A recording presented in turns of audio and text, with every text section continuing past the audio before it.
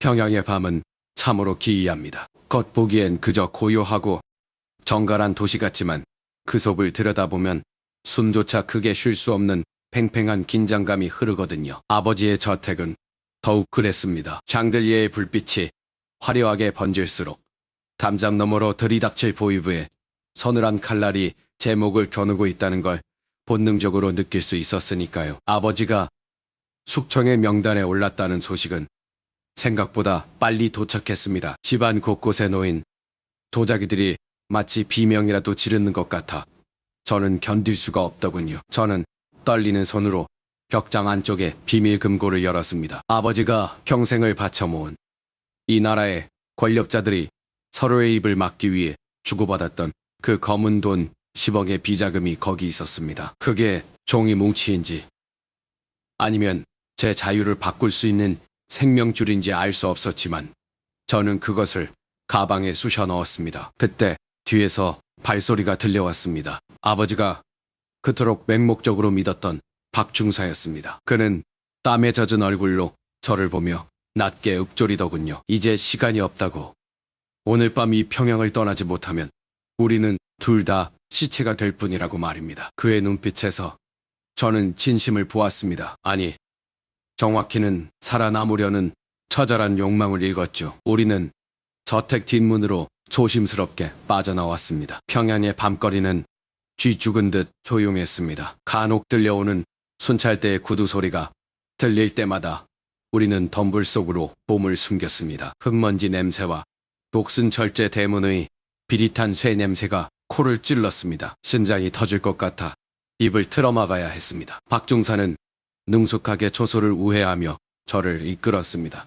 그가 저를 대하는 태도는 평소에 군인답지 않게 다급하면서도 조심스러웠습니다. 아마 그도 알고 있었을 겁니다. 이 길 끝에 무엇이 기다리고 있는지 혹은 우리가 무엇을 버리고 가는지 말입니다. 도심을 벗어나자 어둠은 더욱 짙어졌습니다. 저 멀리 평양의 불빛이 점점 희미해져 갔습니다. 저는 마지막으로 돌아보지 않았습니다. 고향이라고 불렀던 그곳, 화려한 저택과 아버지의 이름, 그리고 그 모든 비극적인 기억을 뒤로 한 채 저는 어둠 속으로 발을 내디뎠습니다. 등 뒤에 맨 가방의 무게가 유난히 무겁게 느껴졌습니다. 그것은 돈의 무게가 아니라 이제는 다시 돌아올 수 없는 강을 건너고 있다는 절망이자 희망의 무게였습니다. 박중사는 앞장서서 달리기 시작했습니다. 검문소의 불빛이 저 멀리서 번쩍거렸습니다. 우리는 숲길을 따라 짐승처럼 달렸습니다. 차가운 새벽 공기가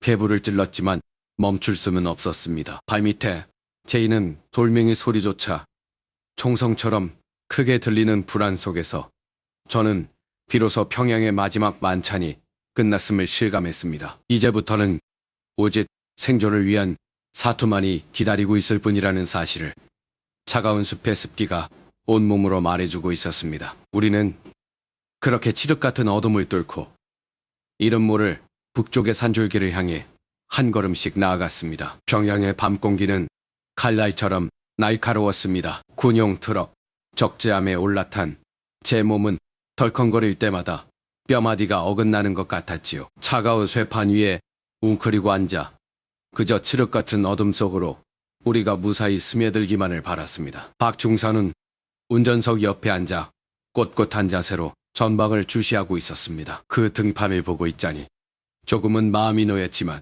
심장 박동은 잦아들지 않았습니다. 검문소의 불빛이 멀리서부터 비릿한 냄새처럼 번져왔습니다. 보이부 검문소였습니다. 트럭이 속도를 줄이자 엔진 소리가 낮게 깔리며 공포가 엄습했습니다. 제 손바닥은 이미 식은 땀으로 흥건했습니다. 이게 들키면 끝이라는 생각.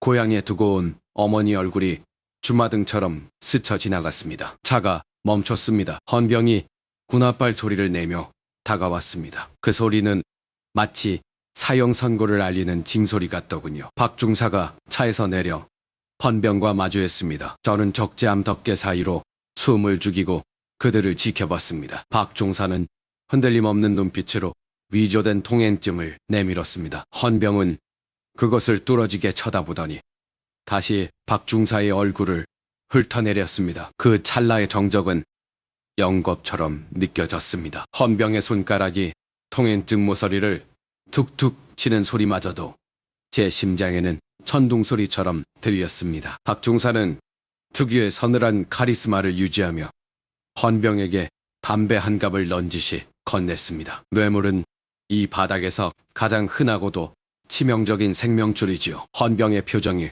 아주 미세하게 풀렸습니다. 그는 대충 통행증을 훑어보고는 신경질적으로 손을 휘저었습니다. 가라는 신호였습니다. 저는 안도의 한숨을 삼키느라 목구멍이 타들어가는 줄 알았습니다. 트럭이 다시 거칠게 엔진을 울리며 검문소를 빠져나갔습니다. 차가 속도를 내며 평양의 불빛이 멀어질수록 비로소 살아있다는 실감이 났습니다. 하지만 기쁨도 잠시. 박중사가 백미러로 저를 힐끗 쳐다보는 눈빛이 예사롭지 않았습니다. 이제 겨우 평양을 벗어났을 뿐입니다. 우리 앞에는 더 험난한 산길과 더 많은 감시 초소가 기다리고 있었습니다. 통행증은 위조된 것이었기에 언제든 다시 문제가 생길 수 있다는 사실을 우린 모두 알고 있었습니다. 트럭은 이제 굴곡진 산간 도로로 접어들었습니다. 덜컹거리는 진동 속에서 저는 겉옷 안쪽에 숨겨둔 작은 사진을 손으로 더듬었습니다. 이 길의 끝에 정말 자유가 있는지 아니면 또 다른 함정이 도사리고 있는지 알 수 없는 채로 밤은 더욱 깊어만 갔습니다. 옆에 앉은 동료의 거친 숨소리가 좁은 공간을 가득 채웠고 우리는 서로 아무 말도 하지 않은 채 그저 흔들리는 자체에 몸을 맡겼습니다. 멀리서 들려오는 개 짖는 소리가 우리가 위험한 경계선 위에 서 있음을 끊임없이 일깨워주고 있었습니다. 그때 엔진 소리가 들려왔을 때 저는 직감했습니다. 이제 끝이구나. 낡은 트럭의 덜컹거림 속에서 우리는 숨을 죽이고 있었는데 창밖으로 보이부의 검은 승용차가 번개처럼 따라붙더군요. 아시겠습니까? 등골이 오싹해진다는 게 뭔지 그때 처음 알았습니다. 운전대를 잡았던 동료가 다급하게 소리쳤습니다. 내리라오. 여기서부턴 우리 발로 뛰어야 한다. 그 말 한마디에 우리는 달리는 차에서 뛰어내렸습니다. 굴러떨어진 산비탈의 흙먼지가 입안 가득 텁텁하게 베어들었지만 비명 한 번 지를 수 없었습니다. 뒤에서 들려오는 총소리는 없었지만 그 정적이 오히려 사람을 미치게 만들더군요. 우리는 진도 다 버리고 산길로 기어 올라갔습니다. 밤이 되자 북한에 사는 그야말로 거대한 무덤 같았습니다. 나무들은 앙상한 팔을 뻗어 우리 앞을 막아섰고 발밑에는 날카로운 돌멩이들이 굴러다니며 발목을 사정없이 찔러댔습니다. 배고픔은 이제 통증조차 아니었습니다. 그냥 몸의 일부가 된 고통이었죠. 며칠을 그렇게 걷다 보니 길가에 숨어 사는 호채비 무리들과 마주칠까봐 두려워 해만지면 덤불 속에 몸을 웅크렸습니다. 풀잎 하나 흔들리는 소리에도 심장이 멎는 것 같았습니다. 혹여나 호위부 밀고자들이 저 산 너머에서 우리를 지켜보고 있는 건 아닐까. 그런 생각이 들면 숨을 쉬는 것조차 죄를 짓는 기분이었습니다. 어느 날 밤 굶주림에 지쳐 바위 틈에 기대 앉아 있을 때 동료 하나가 제게 묻더군요. 무사히 넘어가면 제일 먼저 뭘 하고 싶네. 저는 대답하지 못했습니다. 그저 고향에 두고 온 어머니 얼굴만 떠올랐거든요. 평양에서 마지막으로 나누었던 그 씁쓸한 옥수수죽 한 그릇이 자꾸만 생각났습니다. 자유라는 건 어쩌면 이런 배고픔과 공포를 다 털어버리고 그저 사람답게 내 이름 석자를 당당히 말하며 살 수 있는 것 아닐까 싶었습니다. 사흘째 되던 날 새벽 안개가 자욱하게 깔렸을 때였습니다. 저 멀리 아래쪽 국도에서 다시 한번 검은 그림자들이 움직이는 게 보였습니다. 포위부 감시조였습니다. 그들은 개처럼 냄새를 맡으며 우리가 지나간 길을 샅샅이 뒤지고 있었습니다. 우리는 숨을 죽인 채 썩은 나뭇잎 사이로 몸을 최대한 맞췄습니다. 흙냄새와 땀냄새가 뒤섞인 그 좁은 구덩이 안에서 저는 제 심장 소리가 저들에게 들릴까봐 손으로 가슴을 꽉 쥐었습니다. 그들은 우리가 지나간 자리에 멈춰서서 한참 동안이나 주위를 둘러보더군요. 차가운 새벽 공기 속에서 그들의 시선이 우리를 훑고 지나가는 것 같아 저는 눈을 감고 기도했습니다. 제발 제발 그냥 지나가 달라고. 다행히 그들은 다른 길로 방향을 틀었습니다. 하지만 안심할 수는 없었습니다. 저 산 너머 국경의 강물이 흐르는 곳까지는 아직도 멀고 험한 길이 남아 있었으니까요. 우리는 다시 몸을 일으켰습니다. 젖은 바지를 입고 신발은 다 해져서 발가락이 튀어나왔지만 멈출 수는 없었습니다. 뒤를 돌아보면 호위부의 추격조가, 앞을 바라보면 알 수 없는 미래가 기다리고 있었죠. 우리는 그렇게 칠흑 같은 어둠을 뚫고 보이지 않는 감시자들의 눈을 피해 다시 북쪽을 등지고 나아갔습니다. 저 앞에 보이는 희미한 달빛이 마치 우리를 부르는 손짓처럼 느껴졌습니다. 하늘이 구멍이라도 난 듯 퍼붓는 빗줄기 소리가 산 전체를 집어삼킬 듯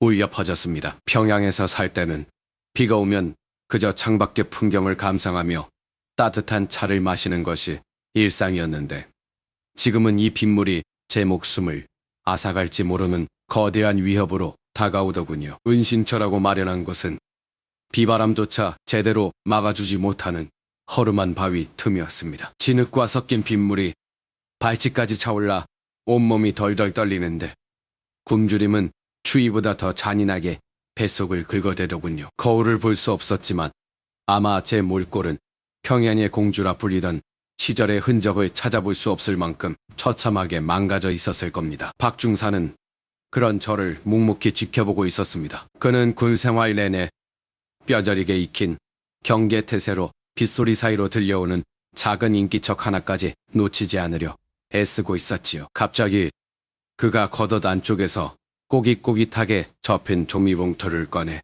제 손에 쥐어주었습니다. 그 안에는 딱딱하게 굳은 강냉이 떡 한 조각이 들어있었습니다. 그거 먹으시라요. 이거 먹고 죽지 말고 꼭 살아서 가야 합니다. 그의 투박한 손마디에는 흙과 기름때가 잔뜩 껴 있었습니다. 저는 그 떡을 받아들고 한참을 멍하니 바라보았습니다. 평양의 식탁 위에서 보던 화려한 음식들과는 비교도 되지 않는 곰팡내 섞인 떡 한 조각. 하지만 그게 제 생명을 이어갈 유일한 동아줄이라는 사실을 깨닫는 순간 눈물이 왈칵 쏟아졌습니다. 박중사는 제 눈물을 보며 씁쓸하게 웃더군요. 자유라는 게 밥보다 더 배부른 건지 아니면 더 고통스러운 건지 아직은 잘 모르겠다고 말입니다. 하지만 그는 분명히 알고 있었습니다. 우리가 지금 진흙탕 속을 기어다니는 이유는 단순히 배를 채우기 위해서가 아니라 인간으로서의 존엄을 되찾기 위해서라는 것을요. 그때였습니다. 멀리서 산을 타고 내려오는 희미한 랜턴 불빛이 번쩍였습니다. 보이부의 수색대일 것이라는 직감이 온몸의 털을 곤두세우게 만들었습니다. 박중사는 즉시 제 입을 손으로 막고는 몸을 더 깊은 어둠 속으로 밀어 넣었습니다. 빗줄기가 더욱 거세지며 수색대의 발소리를 덮어주었지만 제 심장 소리는 빗소리를 뚫고 밖으로 터져나올 것만 같았습니다. 저 사람들은 우리를 잡으려는 것일까요? 아니면 우리라는 존재 자체를 지워버리려는 것일까요? 박중사의 거친 숨소리가 귓가에 닿았습니다. 그는 한 손으로 총을 꽉 쥔 채 저를 보호하듯 앞을 막아섰습니다. 이제 우리가 선택할 수 있는 길은 단 하나뿐이었습니다. 빗물에 젖어 미끄러운 비탈길을 따라 더 깊은 산속으로 혹은 죽음을 각오하고 그들의 감시망을 뚫고 지나가는 것. 저는 강냉이 떡을 입안에 넣고 억지로 삼켰습니다. 목구멍을 타고 넘어가는 떡의 거친 질감이 마치 우리가 겪고 있는 현실의 무게처럼 느껴졌습니다. 박중사가 고개를 끄덕이며 신호를 보냈습니다. 이제는 뒤를 돌아볼 여유도 망설일 시간도 없었습니다. 우리는 진흙 범벅이 된 손을 맞잡고 쏟아지는 빗속을 뚫고 다시 한번 어둠의 숲을 향해 발을 내디뎠습니다. 그 끝에 무엇이 기다리고 있을지 알 수 없었지만 적어도 오늘 밤은 굶주림보다 더 큰 공포를 견뎌내며 살아남아야 했습니다. 저 멀리 수색대의 괌이 빗소리를 뚫고 가까워지고 있었습니다. 회령의 밤은 그저 어둠이 아니라 시커먼 장벽이었습니다. 바위 밑에서 바스러지는 마른 풀잎 소리조차 총성처럼 크게 울리는 그런 밤이었지요. 숨을 쉴 때마다 폐부로 들어오는 차가운 강바람은 칼날처럼 날카로웠습니다. 박중사와 우리 일행은 두만강 줄기를 앞에 두고 숨을 죽이고 있었습니다. 저 너머 강 건너편에 희미한 불빛이 꼭 닿을 수 없는 별처럼 느껴지더군요. 갑자기 뒤편에서 강한 서치라이트 불빛이 숲을 훑기 시작했습니다. 국경 경비대의 순찰조였습니다. 거기 누구냐? 멈춰서라 하는 고함과 함께 정막을 찢는 총성이 울려 퍼졌습니다. 등줄기에 식은땀이 흐르는 게 느껴졌습니다. 박중선은 저를 강가 숲을 깊숙이 밀어넣으며 낮은 목소리로 속삭였습니다. 서윤 동무, 뒤도 돌아보지 말고 저기 보이는 바위 틈을 지나 강물로 뛰어드시오. 내 신호가 떨어지면 무조건 달리는 겁니다. 알겠습니까? 그의 목소리는 떨리고 있었지만 눈빛만큼은 강철처럼 단단했습니다. 박중사는 품에서 낡은 권총을 꺼내 들더니 마치 제 소중한 것을 지키려는 사람처럼 비장한 표정으로 경비대 쪽을 향해 몸을 날렸습니다. 그가 소리쳤습니다. 모두 이쪽이다. 이 새끼들아, 나를 잡으란 말이다. 탕탕탕. 총구가 불을 뿜을 때마다 어둠 속에서 비명과 고함이 뒤섞였습니다. 박중사와 호위 군인들이 목숨을 건 육탄전을 시작한 것입니다. 저는 그들의 틈을 보며 이를 악물었습니다. 그들은 지금 저를 위해 스스로를 미끼로 던지고 있었습니다. 저들이 지키려 한 것은 단순히 저라는 사람이 아니라 제가 가져가야 할 자유라는 희망이었겠지요. 눈앞이 흐릿해졌지만 울음을 삼키며 달렸습니다. 발이 진흙탕에 빠지고 나뭇가지가 얼굴을 핥히었지만 아픔을 느낄 겨를도 없었습니다. 뒤쪽에서는 수류탄 터지는 굉음과 함께 붉은 화염이 솟구쳤습니다. 박중사의 마지막 고함 소리가 귓가에 맴돌았습니다. 살아서 가라. 기어이 살아서 가라. 강물은 생각보다 훨씬 차고 거칠었습니다. 허리까지 차오르는 강물을 헤치며 저는 필사적으로 반대편을 향해 나아갔습니다. 물살에 휩쓸릴 뻔한 위기를 몇 번이나 넘기며 저는 등 뒤에서 들려오는 총소리가 잦아드는 것을 느꼈습니다. 그 소리가 멎는다는 것은 무엇을 의미하는지 너무나 잘 알고 있었기에 저는 차마 뒤를 돌아볼 수 없었습니다. 오직 눈앞의 어둠만을 뚫고 나아갈 뿐이었습니다. 물 밖으로 기어나와 젖은 흙을 움켜쥐었습니다. 손끝에 닿는 감촉이 평양의 흙과는 달랐습니다. 공기마저 다르게 느껴지는 그곳에서 저는 한참을 바들바들 떨며 웅크리고 앉아 있었습니다. 저 멀리 회령 쪽 하늘이 경비대의 조명탄으로 환하게 밝혀지고 있었습니다. 그 빛이 꺼지면 아마도 저의 이름은 북한 땅 어디에서도 찾아볼 수 없게 되겠지요. 저는 가슴 깊은 곳에서 끓어오르는 울음을 삼키며 이제는 돌아갈 수 없는 고향 땅을 향해 마지막으로 짧은 고개를 숙였습니다. 박중사가 지켜준 이 목숨, 이제는 저만의 것이 아니라는 사실을 뼈저리게 느끼며 저는 어둠이 거치지 않은 낯선 땅의 숲속으로 한 걸음 더 깊숙이 발을 내디뎠습니다. 그날 밤 두만강의 공기는 마치 칼날 같았습니다. 뼈속까지 파고드는 한기란 게 이런 것이구나.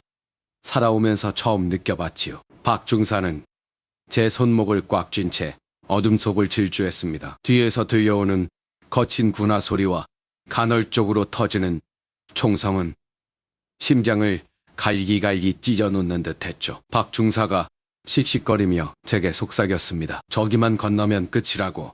제발 정신줄 놓지 말라고 말입니다. 방가에 다다르자 썩은 물비린내와 흙냄새가 코를 찔렀습니다. 강물은 검은 뱀처럼 다리를 들고 흐르고 있었지요. 저 건너편, 저 멀리 희미하게 비치는 불빛들이 마치 다른 세상의 별처럼 아득하게만 느껴졌습니다. 그때였습니다. 탕! 하고 예리한 총성이 정적을 깼습니다. 박중사의 어깨가 움찔하며 비틀거렸지만 그는 이를 악물고 제 등을 강물 쪽으로 떠밀었습니다. 서윤 동무, 뒤돌아보지 말고 뛰라요. 살아서, 꼭 살아서 가야 한다고.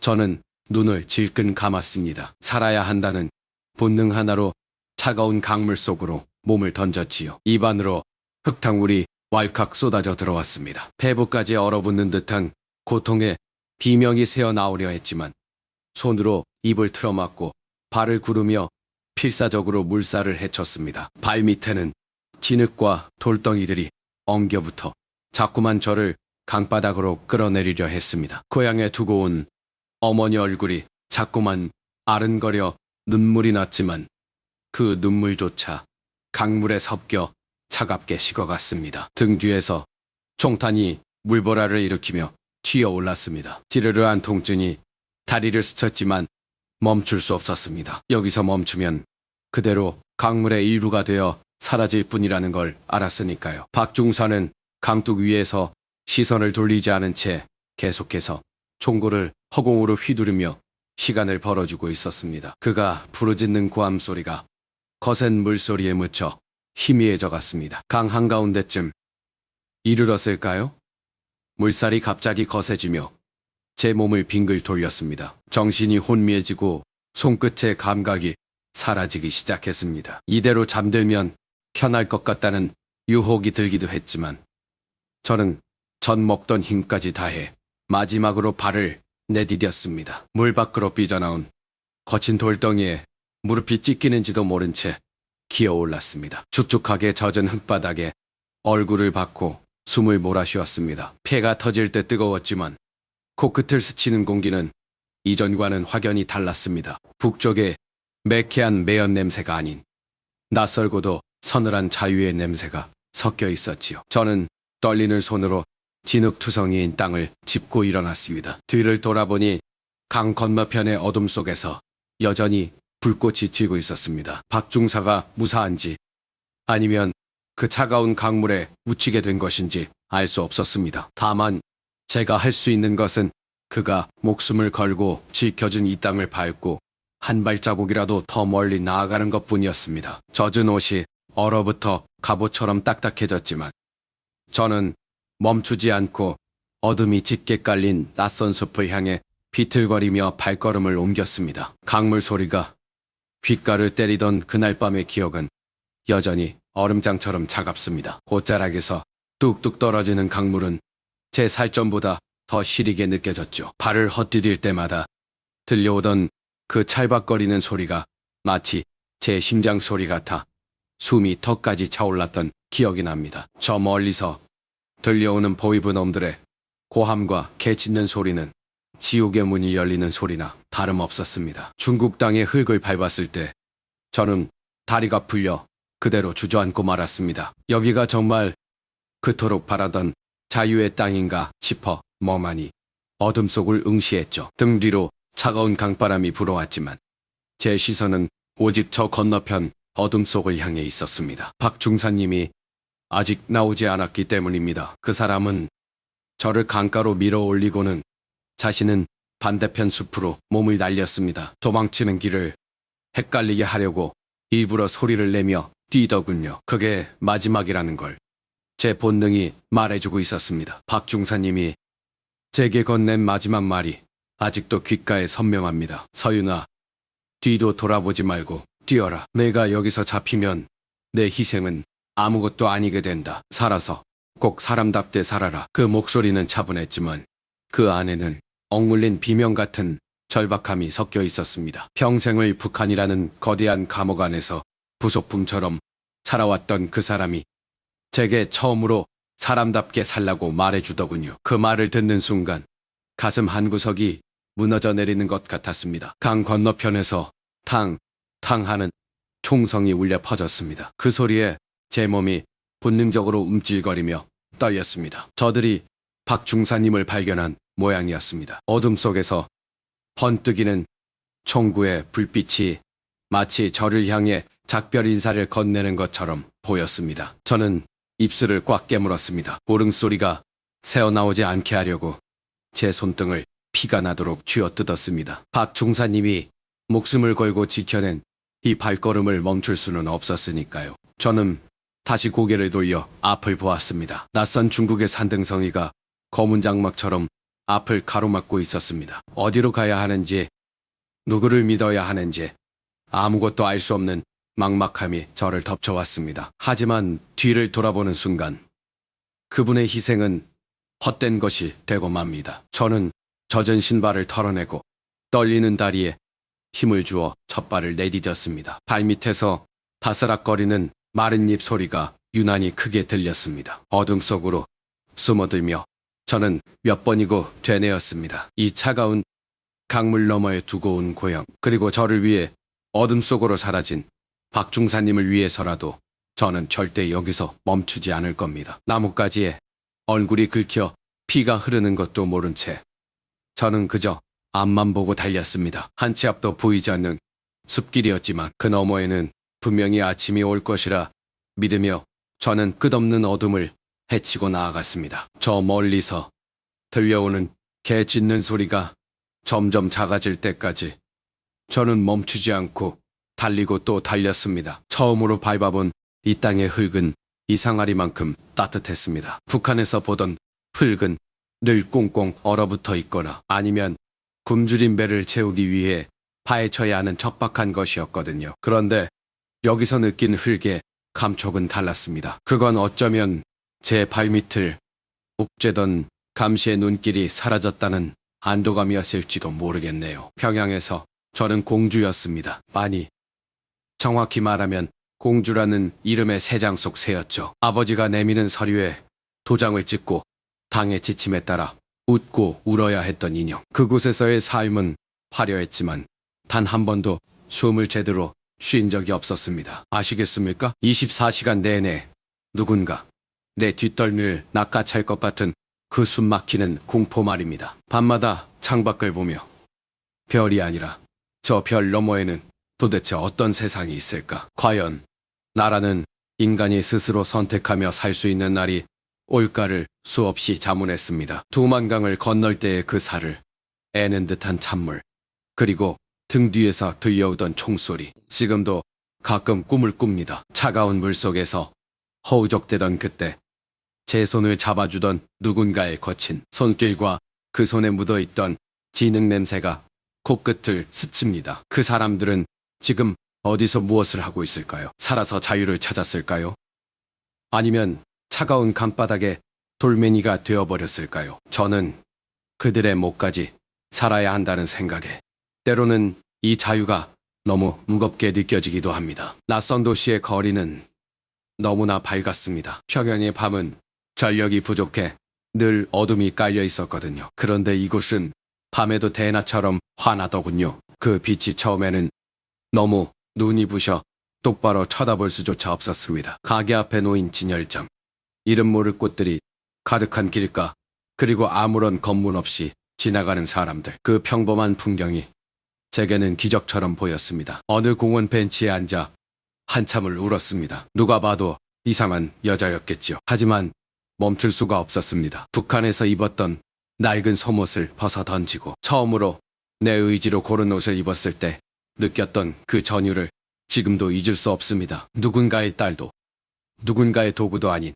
오직 서윤이라는 이름의 한 인간으로 숨쉬고 있다는 사실. 그것만으로도 가슴이 터질 것 같았습니다. 이제 저는 더 이상 뒤를 돌아보지 않으려 합니다. 물론 고향에 두고 온 가족들을 생각하면 밤잠을 설치고 혹시라도 그들이 저 때문에 고초를 겪지는 않을까 하는 죄책감이 매일 저를 갉아먹습니다. 하지만 여기서 무너진다면 그들의 희생은 아무런 의미가 없게 될 겁니다. 낯선 한국의 하늘 아래 이제는 제 이름으로 된 통장을 만들고 제 손으로 번 돈으로 밥을 사 먹는 일상. 그것이 저에게는 거창한 혁명보다 더 큰 자유입니다. 어제는 마트에서 처음 보는 과일을 하나 샀습니다. 이름도 모르는 그 과일의 껍질을 까며 생각했습니다. 이제는 껍질을 벗겨야만 속을 알 수 있는 세상이 아니라 껍질째 당당하게 세상에 나설 수 있는 삶을 살겠다고 말이죠. 내일은 또